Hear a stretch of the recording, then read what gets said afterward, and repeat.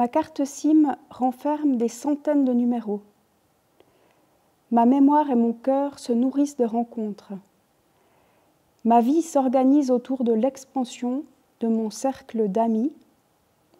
Je m'acharne et je lutte et je donne jusqu'à ma dernière goutte d'énergie et tous mes efforts ne sont tendus que vers cela. Écouter l'autre, inclure l'autre, n'importe quel autre, pourvu qu'il n'y ait entre l'autre et moi aucun lien de sang.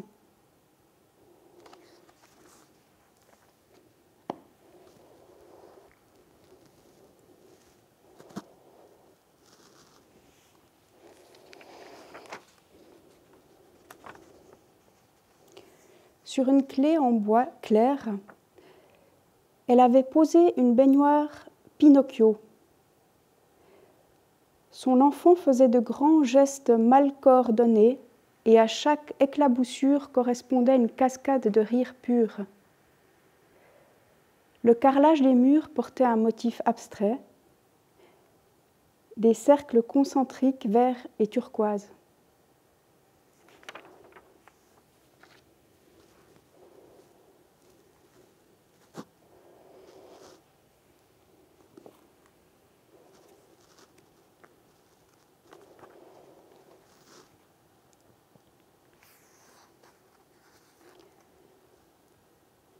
Des coupures d'électricité, de gaz sont apparues. Tandis que l'ébullition de l'eau retombait d'un coup dans nos bouilloires et que s'interrompait la chanson qui nous aurait réconfortés, nos appareils nous avertissaient qu'ils fonctionnaient sur leur réserve d'énergie ou ne parvenaient plus à se connecter. Les piliers de notre civilisation industrielle, nos autoroutes, nos ports, nos réseaux, ne pouvaient se contracter parce qu'ils avaient été conçus à une certaine échelle, impossible à réduire. Un peu partout, des infrastructures au rendement effondré étaient abandonnées, et avec elles, le restant de fonctions qui en dépendaient, tandis que des millions d'équipements entre nos mains devenaient inopérants, voire dangereux. Les dispositifs de verrouillage, de climatisation, les commandes de store et les ascenseurs tombaient en panne.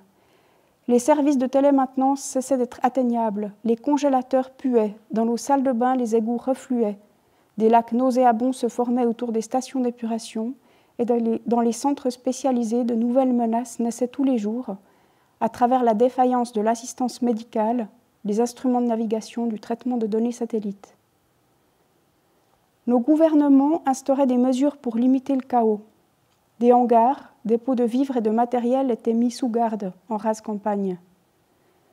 Les réserves d'importation de pétrole réquisitionnées pour les armées et polices, les zones agricoles placées sous protection afin que les cultures poussent hors brigandage. De même pour les maintenances essentielles, eau, électricité, télécommunications, dans les centres de traitement furent pour un temps renationalisés et contrôlés selon des plans de priorité. C'était dans nos pays où les gens avaient étroitement dépendu des États que ces derniers craignaient le plus de perdre le contrôle. Nous avons connu de nouveaux régimes. Des conseils d'urgence ont été instaurés, des couvre-feux décrétés, la loi martiale entrait en vigueur. C'en était fini de nos États de droit. Les administrations ont été dissoutes. Les tribunaux militaires ont remplacé nos tribunaux civils. Les bâtiments voués aux fonctions non régaliennes, les universités, les centres culturels, mais aussi nombre d'orphelinats, de résidences pour personnes handicapées ou de maisons d'accueil pour réfugiés, ont été fermés pour de bon. Les soins ont été rationnés, les portes des hôpitaux confiées à la surveillance militaire. Nous avons été priés de prendre nous-mêmes en charge nos vieux et nos malades. Dans un premier temps, les équipes médico-sociales ont décidé de poursuivre leur travail de manière bénévole. Mais elles sont vite tombées à court de ressources et beaucoup de vulnérables ont été livrés à eux-mêmes, déposés dans les rues. Les églises, temples, mosquées et synagogues sont restés ouverts, devenant des lieux d'assistance, avec le soutien d'organisations caritatives expérimentées en crise humanitaire. Tout cela, nous l'avons vu de nos yeux. Dans nos quartiers, dans nos campagnes, le long de routes vidées de leur trafic, Silence routier qui, au lieu de réjouir les militantes écologistes que nous avions été, ne faisait que renforcer notre sentiment d'inquiétante étrangeté. Des milliers d'endroits avaient changé, aussi rapidement qu'un visage perd son sourire, dépourvus de leurs signes d'activité habituels, modifiés jusque dans ces aménagements infimes qui, des années durant, avaient constitué nos repères. Au moment où le ramassage des poubelles a définitivement suspendu ses services et que les ordures se sont entassées dans les rues, la plupart des gens avaient déjà quitté leur logement pour se regrouper, au village, dans une maison de campagne ou leur province natale. Les accords étaient passés à l'échelle de familles, de cercles de connaissances, parfois de quartiers entiers. Les gens s'assemblaient selon leur milieu d'origine, leur appartenance ethnique ou culturelle. Nombre d'immigrés avaient renforcé un fonctionnement de communautés déjà soudées. Dans certains cas, les alliances se constituaient en toute mixité, au gré d'impératifs géographiques, d'opportunités d'accès à des ressources, de coïncidences. Pour notre part, nous nous sommes principalement associés entre personnes s'estimant sur la même longueur d'onde, privilégiant les valeurs communes sur les identités nationales, ethniques et même sur les liens de sang. Nous avions déménagé pour nous rapprocher, nous entraider, mutualisant l'énergie nécessaire à la cuisson des repas, la garde des enfants, la réparation et la transformation d'objets et d'équipements. Celles qui possédaient encore quelques valeurs échangeables sur les marchés en ont fait profiter leur ménage élargi. Nous partagions parce que nous savions que le lendemain, le surlendemain ou dans le mois qui suivrait, nous serions celles qu'un contre-don sauverait.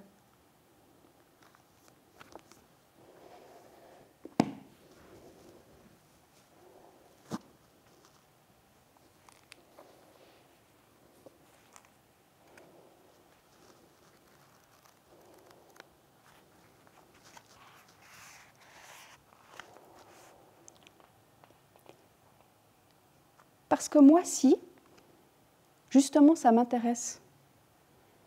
J'ai envie de savoir. Ça m'intéresse quand quelqu'un, tu vois, de l'extérieur vient me dire qui je suis. D'ailleurs, est-ce qu'il y aurait quelqu'un ici, sans être de nationalité suisse, qui vivrait ou y aurait vécu, quelqu'un qui ne serait pas né chez nous, mais qui serait resté un certain temps, le temps de nous observer dans nos vies sociales, nos cercles familiaux, nos clans si on veut, nos tics nationaux, nos tics cantonaux et communaux, notre manière de nous y prendre les uns envers les autres. Est-ce qu'il y a quelqu'un de cette sorte parmi vous ce soir qui voudrait me rejoindre et prendre la parole? Quelqu'un qui voudrait bien nous dire un peu qui on est? Vous? Vous avez quelque chose à dire sur qui on est? Sur comment on fonctionne? Vous peut-être? N'ayez pas peur de nous froisser. N'ayez pas peur que ça pique un peu. On n'est pas tellement susceptible. On sait accepter la critique. N'ayez pas peur de vous moquer, gentiment. Hein? Vous? Vous peut-être. Vous êtes suisse?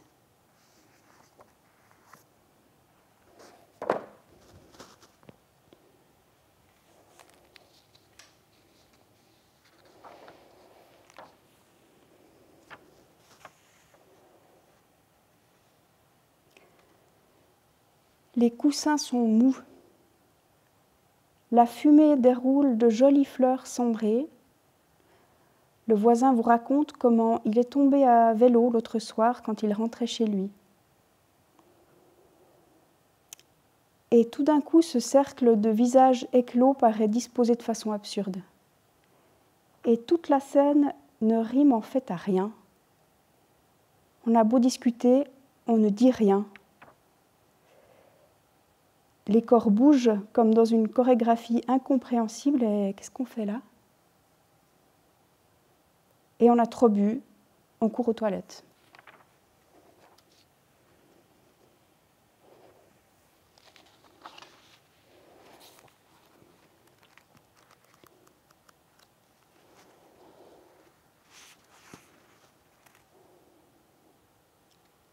Elle est assise sur lui. Il a recommencé à la caresser, puis lui empoigne la taille des 2 mains. Elle a le sentiment d'être un vase ou d'être l'eau à l'intérieur de ce vase. Une exacte mesure. Ses paumes à lui en creusaient. Les mains de Dan lui cerclent la taille, le bassin dont elle a conscience pleinement. Volume contenu entre 2 anses. Elle est dimensionnée précisément pour Dan, bâtie pour. En ce moment, il n'y a absolument rien d'autre à éprouver que leur précise adéquation. Et plus tard, il lui apprend un proverbe. Bolge biti piran negostar. Tu dis que ça veut dire mieux vaut être bourré que vieux.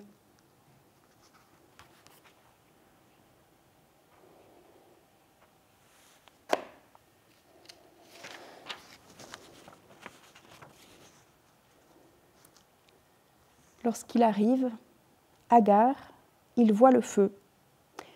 Un feu de peu, un feu de brindilles mortes. Le tout amassé, construit. Il n'y a pas de foyer, pas de pierre, mais le sable tout de même semble aménagé en un cercle creusé.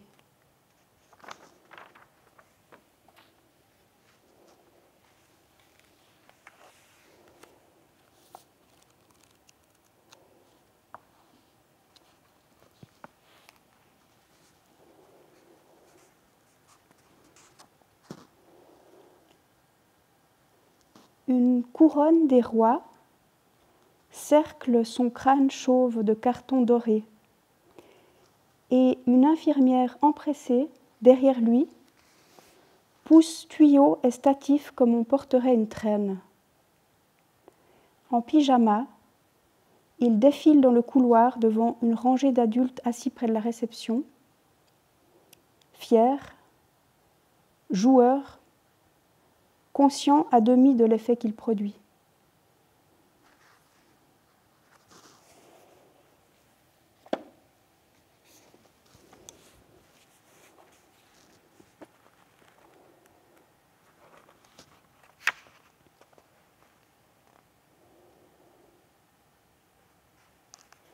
Quand il décroche,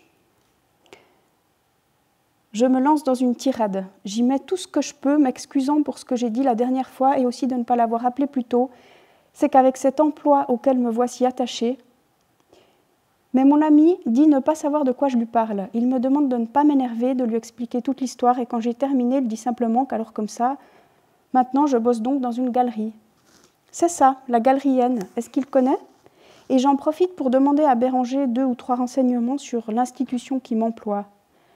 Ce qu'il en pense, s'il en a déjà entendu parler, en bien ou plutôt mal, lui qui est cul et chemise avec tout le milieu. Question renom, question cote, il ne sait pas trop. Autrefois, cette galerie a eu son heure, oui. Il semblerait qu'elle fût connue loin à la ronde pour son audace, les risques pris par la curatrice à l'époque.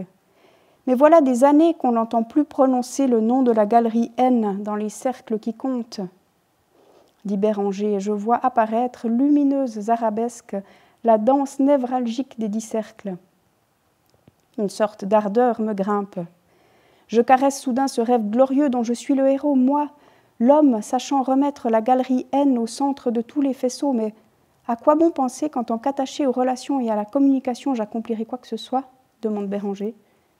Puisque tu n'es pas un chargé de communication, mais un sculpteur.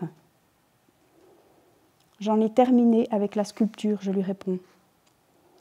La dernière fois qu'on s'est parlé, tu te disais sur un gros coup.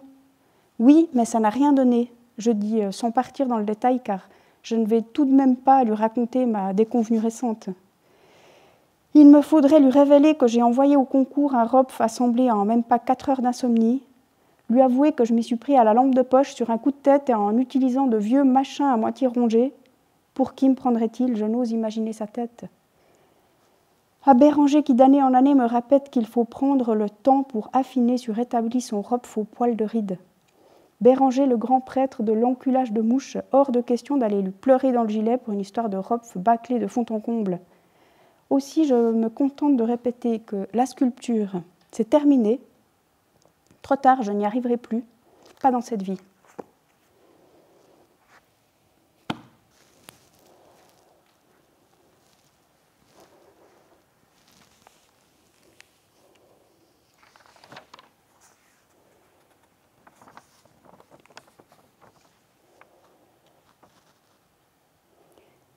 J'assiste à une conférence de mouettes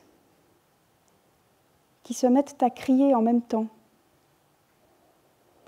Elles n'ont pas l'air d'exprimer une rivalité, mais seulement, en cercle sur le sol, de se faire plaisir, se donner à entendre les unes aux autres la preuve de leur existence unique dans la totalité alentour. Je pense, elles ont cette chance que nous n'avons pas, de ne pas se demander qui elles sont.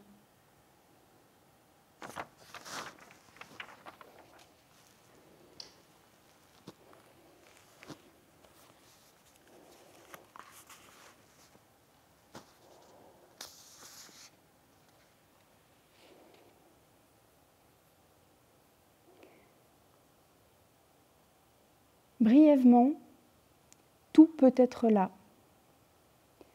Tout peut être donné,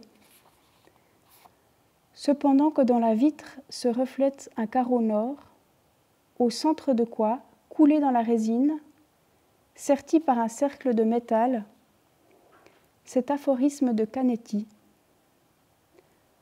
On ne peut rien faire, on peut pleurer,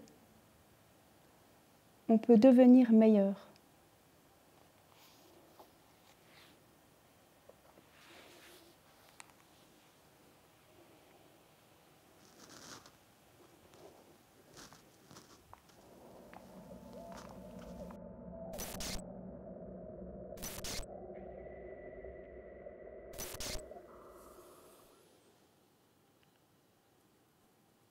Réon, réer, réer, réer, res, res, réer, réer, réo, réi, res, réci, récir, res, res, ris, rire, rire, réer, res, res, réci, rétre, rétre, rétre, rétre, rivre, rivrem, ribrem, resm, rimre, zip, que, oh, el, oh, que, que,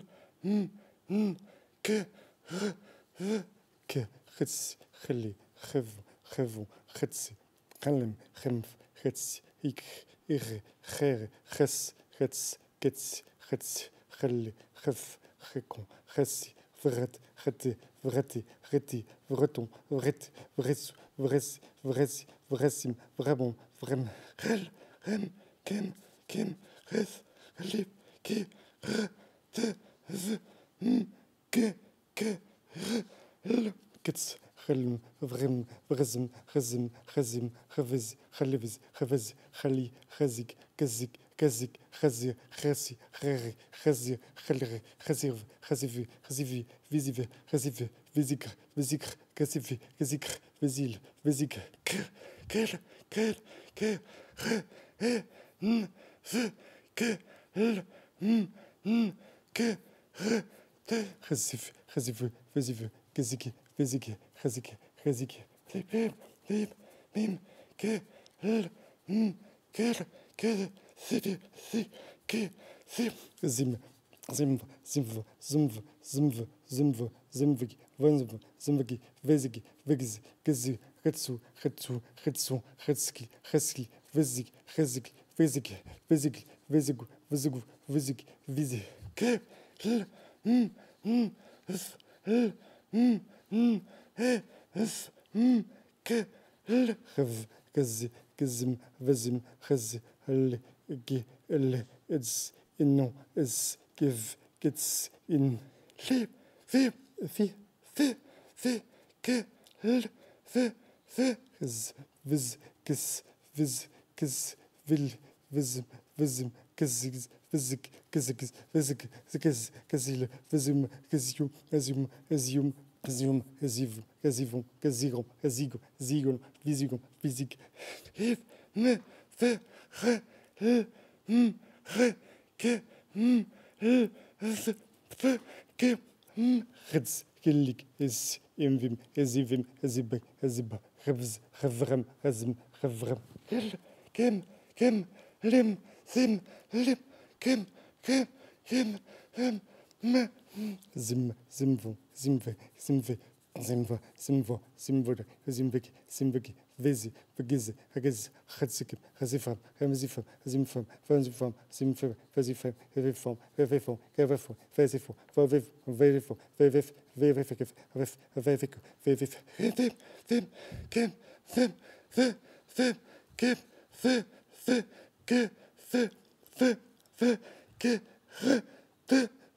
ziv, kizif, fizif, zifif, fizif, fivif, fitif, knif, fitif, fitif, fitif, fitif, fitif, ivit, viti, iviti, vifi, zif, vifit, fifik, refif, refif, fim, tif, tif, tif, fif, fif, lim, men, niet,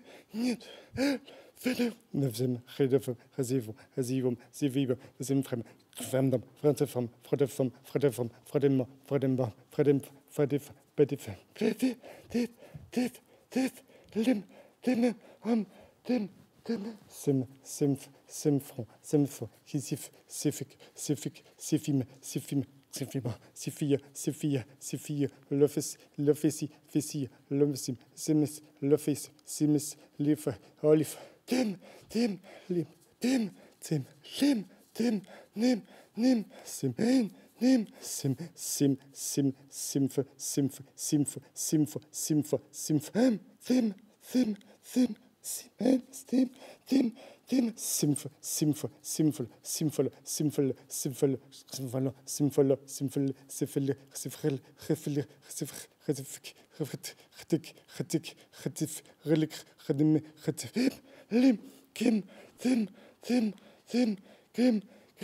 Kim, Chasif, Relimi, Fitif, Hinimi, Imiki, Imich, Epi, Kip, Ich, Il, Hip, Ich, Him, Hitchil, Itchimi, Ich, Achiki, Itchimi, Hitchil, Onish, Imish, Amisi, Achil, Achiki, Achisi, Achil, Ukilich, Achik, Akits, Akil, Akim, Emich, Emek, Achik, Alik, Ach, Apit, Tim,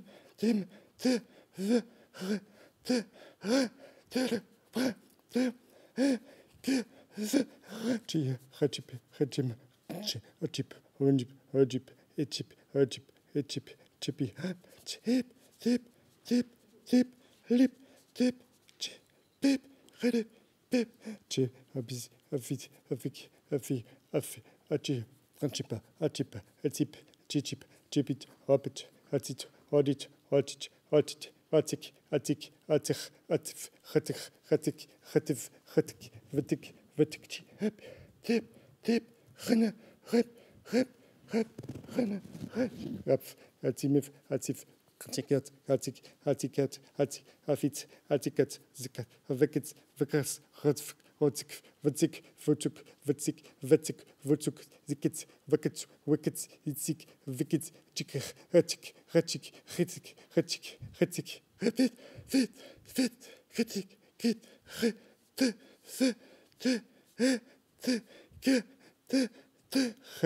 Khale, Khafet, Kle, Khalembe, Khalepa, Khadik, Khatis, Khalir, Khatik, Ligit, Ketik, Khalif, Khatid, Fatik, Ratik, Fakich, Khatik, Khalikep, Khatik, Khevik, Amechik, Mit, Mid, Midzig, Lim, Medik, Mele, Khat, Pip, Ke, Mene, Ke, Mene, Che, Menik, Men, Min,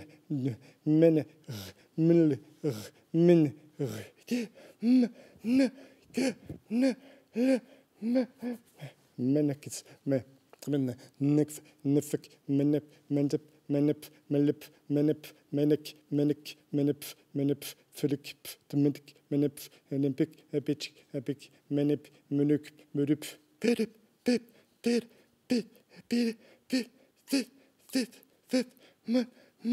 Man, Min, Ham, Min, Fene, Foot, Fitik, Fitch, Fitchi, Fitim, فنم فتخ كبك فنم فتف متف منف فنم فتف فتشبت خد فدخ خد خدك فنف منف كتك كدم كدم كتك كتك كتك كتف كتف كتف سلف كفت فمن فدف فلف فدف فدف فدف فدك كد كد كد كد فد كد كد كد من كد فدف فدز فدك فدخ خدف خليخ من فدك فدك كدف كدم كدم كدم كدزك كدخ كدف كدم كدف خدك كنم كنم كنم خدف فدك فدك فالك فالسيو فالسيو فدك فاديسيو فالك فالم فولم مولك مونك فنيم فينيم فانم فانم فينيم فانيم فونم فانم فانم فونم فينيم فانم كلامات بانم كمان منم منم مانيم مانيم ماني مانيس مانيك مانيف فدخ فدخ خنم خلم خمن خلم خنم خن خن ن ن خن ن فل م ف ب ب ف م ت ل خ فغ قف خذل فز فز غلب غز فقيق قد إدز إدز إلق إدز إدق إز قفلق قدز قندق إدز قدك إدز قفت قدز فدق إقدز قد قدز قدزك قدزك قدز قدك قدزك قدز كتك كتك كتك فدك كتك كتك فز قدز قدز قدز قدز كيز قدز قدز قدز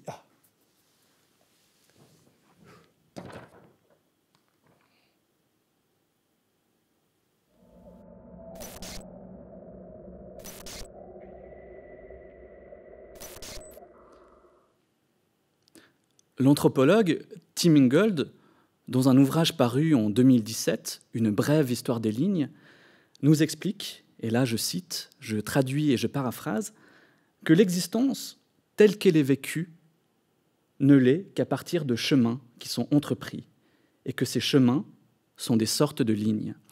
Des sortes de lignes dans lesquelles s'engagent de manière singulière les êtres, les objets et les traditions de pensée, et même les traces de leur existence qui perdurent et se fossilisent. Dans les théories anthropologiques classiques, ce qui différencie les sociétés dites modernes des sociétés traditionnelles, ce sont leurs rapports à la linéarité. Nous, les modernes, aurions une conception linéaire de l'histoire et de l'engendrement, des dieux, des générations et des empires.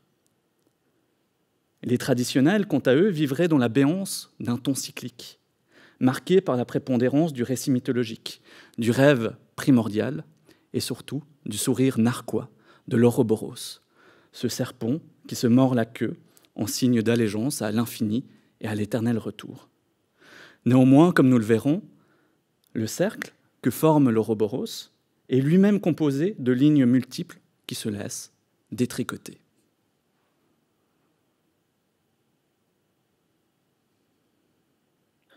Je me demande souvent à quoi rêvent les chercheurs en sciences sociales. L'écrivain Philippe Cadic me répondrait à des moutons sociologiques. N'empêche, je continue à m'interroger. Est-ce qu'un mathématicien rêve d'espace vectoriel, tout comme une biologiste rêve d'eucaryotes et de protozoaires? Un matin de mai 2017, je fis un rêve d'anthropologue. Je le consigna dans mon carnet de terrain. Je rencontre un vieillard, la barbe blanche et hirsute. Celui-ci m'interroge en anglais. « What are you working on ?» Moi, bredouillant, je réponds « I work on ecology and spirituality ». J'étudie les affinités entre les pensées écologiques et les mouvements de spiritualité contemporains. Mon interlocuteur rigole et avec un flegme tout britannique, il me lance « Oh, Plato's fanatics !»« Oh, les fanatiques de Platon !» Je saute ensuite d'une falaise et me réveille avant d'atteindre le sol, bien avant d'apprendre par l'expérience si le corps et l'âme se séparent ou s'éclaboussent, tout pareil.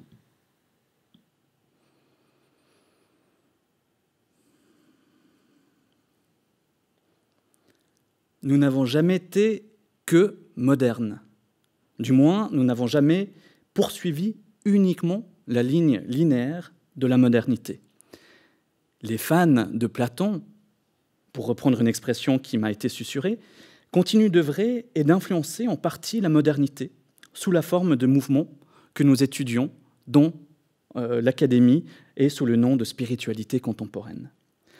Chez Platon, le commun des mortels ne demeure qu'à la surface sensible du monde, sans percevoir que derrière les lignes communes se cache un autre monde, le monde des idées et le monde de l'âme. Inspiré par des philosophies orientales et les pythagoriciens, Platon inspira, à son tour, le dualisme que prôna notamment saint Augustin, avec sa métaphore de la cité de Dieu et de la cité des hommes, marquant ainsi une opposition morale entre le royaume spirituel, parfait, et le monde séculier, soumis aux affres, à la violence et au péché.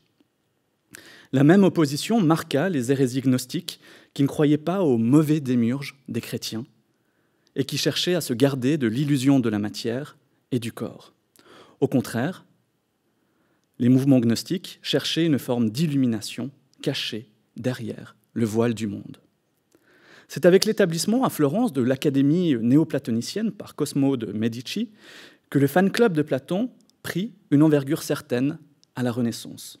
À partir de Florence se déploya les différents mouvements d'ésotérisme moderne, les pensées alchimiques et kabbalistiques, qui inspirèrent en grande partie les milieux scientifiques de l'époque.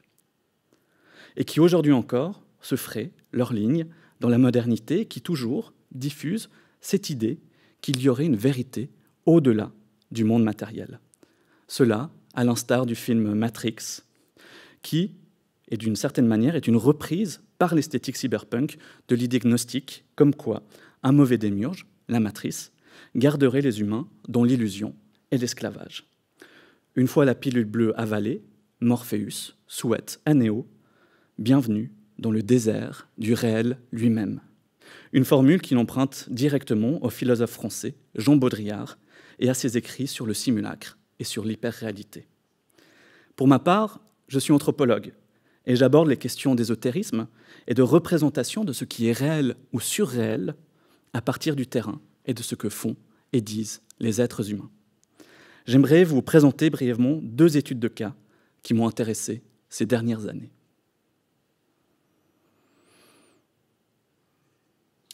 Damanhur, mai et octobre 2017.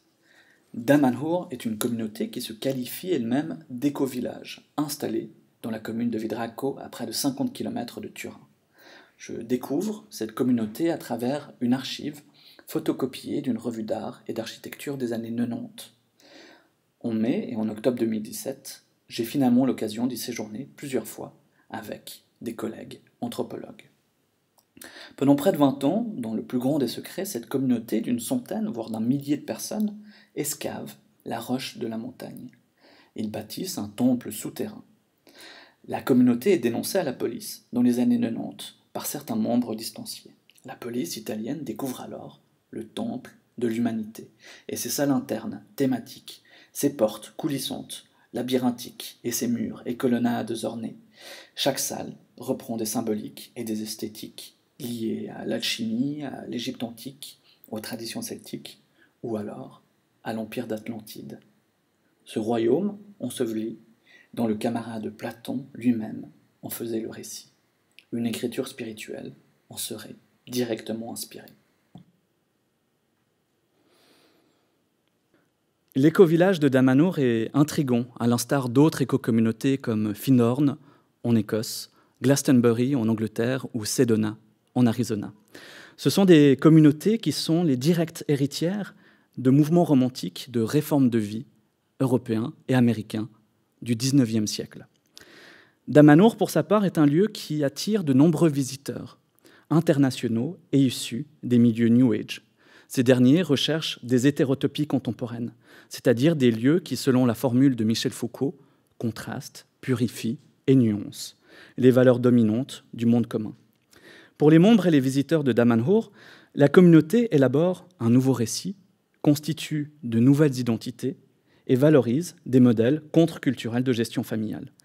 Cette communauté familiarise ses résidents et ses visiteurs à une vision du monde complexe, ésotérique, justement, fait de réincarnation, de corps subtils, de lignes énergétiques et de principes cosmiques qui dirigeraient le devenir spirituel de l'humanité.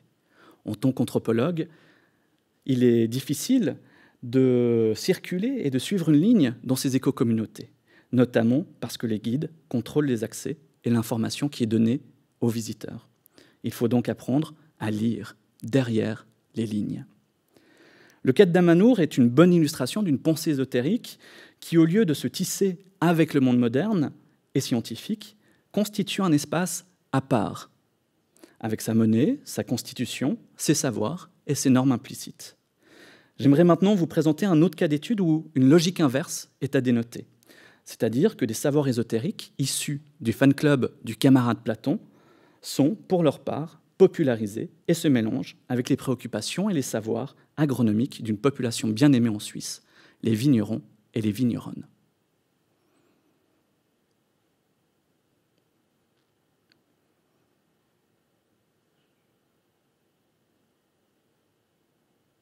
Entre mai 2017 et novembre 2019, je mène une enquête de terrain sur 40 vignerons et vigneronnes en Suisse qui s'engagent dans des pratiques alternatives afin de prendre soin de leurs vignes. Sous le terme et les lignes de conduite de la biodynamie, ces vignerons expérimentent avec de nouvelles manières de comprendre leur vignoble comme un écosystème, où l'infiniment petit des réactions biochimiques du sol est mis en lien avec les influences infiniment grandes du cosmos. Cette lecture et cette méthode d'agriculture alternative dérivent des mouvements romantiques du XIXe siècle, désenchantés et désorientés par les transformations de la modernité, telles que l'industrialisation, l'urbanisation et la rationalisation des savoirs. Une élite en vient à idéaliser l'Orient, les traditions pré-chrétiennes et les pensées ésotériques dans la recherche d'une nouvelle tradition et expression religieuse. Dans ce contexte, Rudolf Steiner constitue le mouvement anthroposophique à partir d'une scission avec la Société théosophique internationale, l'un des mouvements anglo-saxons en vogue à l'époque. Pour Rudolf Steiner, le cosmos est une entité vivante, traversée par une série de forces et de divinités. Nous serions à la 4e réincarnation du système solaire et l'humanité serait alors livrée à un choix, évoluer spirituellement ou rester astreint à la matière. En 1924, Rudolf Steiner livre une série de 8 conférences, le cours aux agriculteurs, appliquant ses lectures ésotériques à l'agriculture. Ce sera l'acte de naissance de la biodynamie, ensuite reprise et adaptée par des ingénieurs agronomes à travers le XXe siècle. Cette agronomie se développe en plébiscitant l'usage de préparations alchimiques, de tisanes et décoctions de plantes, ainsi que par le suivi d'un calendrier lunaire et astral. En Suisse, les vignerons et les vigneronnes ont commencé à s'y intéresser au tournant des années 2000, timidement d'abord, à travers une familiarité avec l'agriculture biologique. Pourtant, bien loin d'être des virtuoses du camarade Platon, j'ai pu observer que les vignerons adaptaient et traduisaient les enseignements de Rudolf Steiner dans de nouvelles lignes de conduite qui correspondaient à leurs préoccupations professionnelles. Pour eux, il s'agissait d'éviter les intrants de synthèse, d'être autonomes dans l'élaboration des traitements, de relocaliser leurs connaissances pratiques dans l'expérience de leur sens, mais également, et finalement, d'adopter une philosophie du végétal plus en phase avec les savoirs holistiques et écologiques actuels. Les vignerons se gardent d'être ce qu'ils qualifient volontiers d'ayatollahs de la biodynamie, ou alors d'extrémistes du spirituel.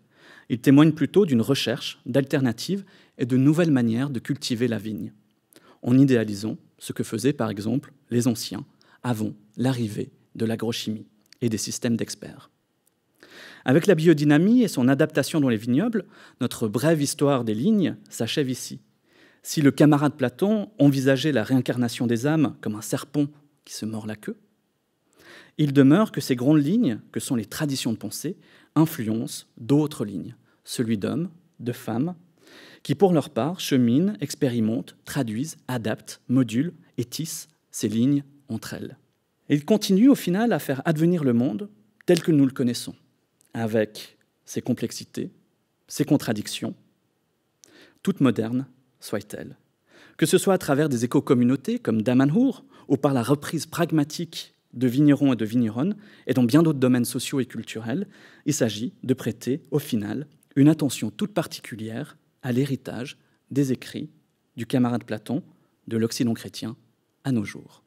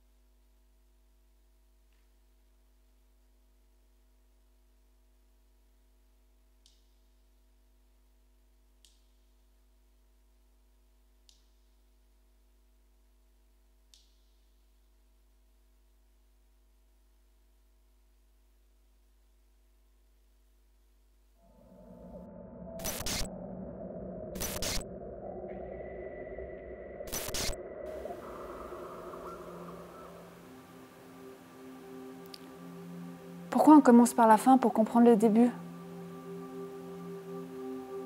Pourquoi la fin d'un cycle, c'est le début d'un nouveau?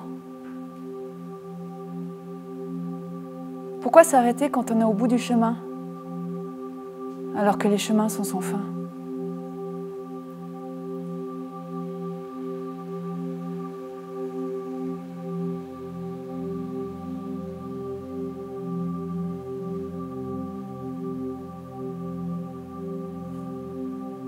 Pourquoi les chats sont excités après avoir chié?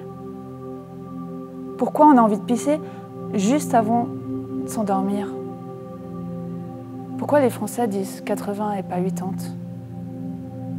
Pourquoi à 65 ans, on est encore jeune alors qu'à 35, on se sent vieux?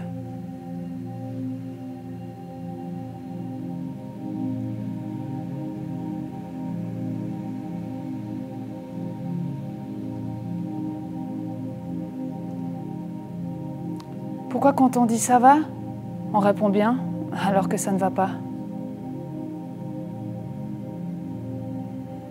Pourquoi quand on baille, on fait bailler les autres? Pourquoi les gens qui sifflent sont les gens qui sont heureux? Pourquoi les gens qui chantent sous la douche sont les gens qui chantent faux? Pourquoi on devient végétarien et pas on est végétarien?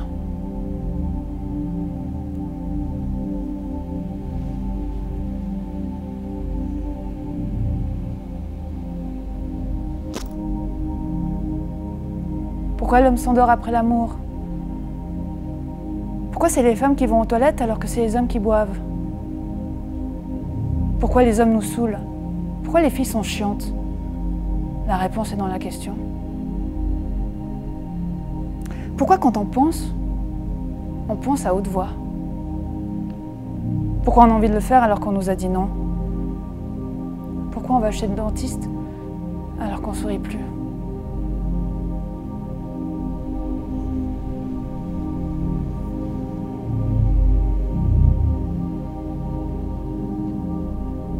Pourquoi on baise alors qu'on peut faire l'amour? Pourquoi on fuit alors qu'on peut rester? Pourquoi on se quitte alors qu'on s'aime? Pourquoi être triste après une rupture alors qu'on pourrait être heureux? Pourquoi les filles pleurent ce que les hommes ont bu pour nous oublier? Pourquoi il faut faire des enfants comme si c'était une obligation?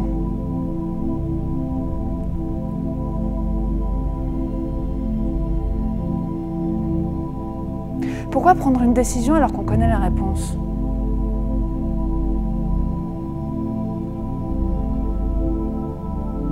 Pourquoi on promet ce qu'on ne sait pas? Pourquoi se relever après être tombé, savoir qu'il faut recommencer?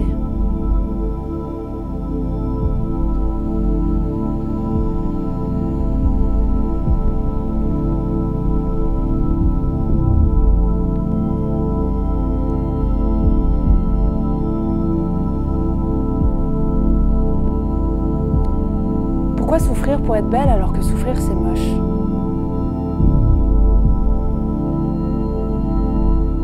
Pourquoi on est sympa avec les gens qu'on n'aime pas?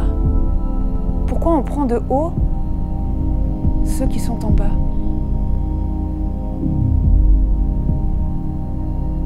Pourquoi on a peur des étrangers alors que notre voisin est un inconnu?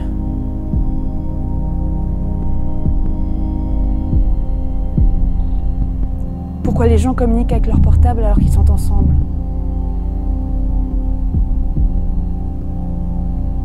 Pourquoi on n'est pas capable de garder son calme quand un enfant perd le sien? Pourquoi on préfère se perdre que de demander son chemin? Pourquoi on dit pardon alors qu'on nous a poussés?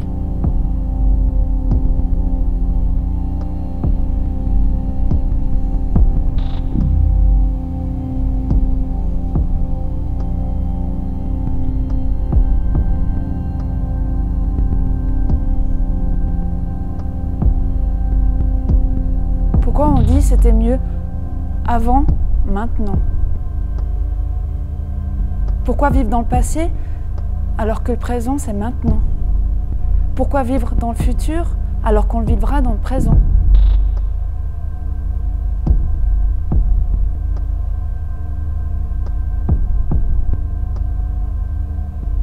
Pourquoi gagner sa vie alors qu'on la possède déjà? Pourquoi être conscient quand on peut être insouciant? Pourquoi rêver alors qu'on peut fuir la réalité? Pourquoi on commence par la fin pour comprendre le début? Pourquoi la fin d'un cycle, c'est le début d'un... Pourquoi s'arrêter quand on est au bout du chemin, alors que les chemins sont sans fin?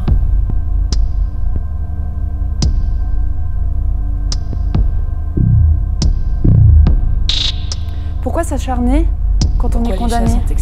Pourquoi on a envie de pisser? Pourquoi devoir accepter ce qu'on ne comprend pas? Pourquoi gagner en confiance ce qu'on possède déjà? Jeune, alors qu'à 35, on se sent vieux. Pourquoi affronter quand on se sent dépassé?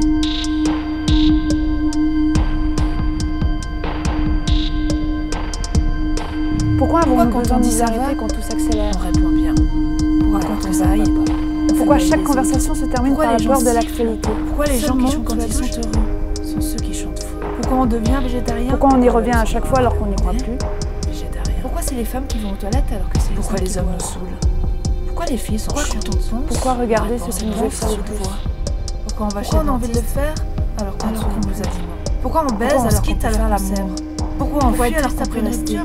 Pourquoi les filles pleurent ce que les hommes ont bu pour nous oublier? Pourquoi prendre une décision alors qu'on connaît la réponse?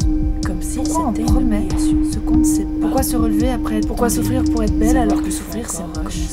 Pourquoi on prend de haut ceux qui sont en bas avec les gens qu'on n'aime pas? Pourquoi on a peur des étrangers? Pourquoi les gens communiquent avec leur portable alors qu'ils sont ensemble? Pourquoi on n'est pas capable de garder son calme quand que de demander son chien? Pourquoi on dit pardon? Pourquoi créer quand tout peut s'annuler? Pourquoi accepter quand on peut se rebeller? Pourquoi on dit c'était mieux avant, maintenant? Pourquoi vivre dans le futur? Pourquoi vivre dans le passé alors que le présent c'est maintenant? Pourquoi vivre caché quand vivre c'est se libérer? Pourquoi gagner sa vie alors qu'on la possède déjà? Pourquoi se taire quand on peut questionner alors qu'on peut fuir la réalité? Pourquoi on a peur de la mort alors que souffrir c'est grandir? Pourquoi s'acharner? Pourquoi devoir accepter ce qu'on ne comprend pas? Pourquoi gagner en confiance? Pourquoi affronter déjà quand on se sent dépassé? Pourquoi avons-nous besoin de nous arrêter? Pourquoi chaque conversation se termine par la peur de l'actualité? Pourquoi on revient à chaque fois? Pourquoi regarder ce qui nous effraie le plus? Pourquoi créer alors que tout s'annule? Pourquoi accepter quand on peut se rebeller? Pourquoi vivre caché quand vivre c'est se libérer? Pourquoi se taire quand on peut questionner? Pourquoi être ensemble nous sépare? Pourquoi être ensemble nous sépare? Pourquoi il y a des gens qui n'aiment pas les gens? Pourquoi il y a des gens qui n'aiment pas les gens?